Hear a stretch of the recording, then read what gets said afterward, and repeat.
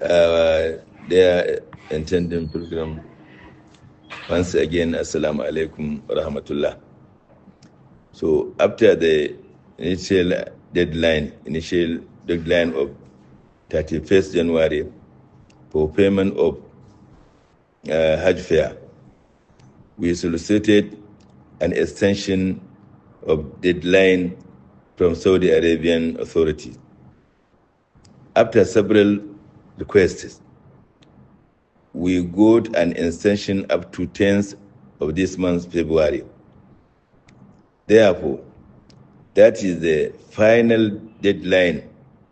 After 10th of February, no matter the number of pilgrims the state are able to register, the registration for 2025 Hajj and there, no more extension.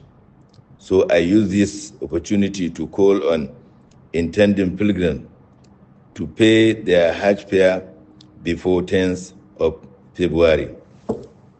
As long as an intending pilgrim can raise up to the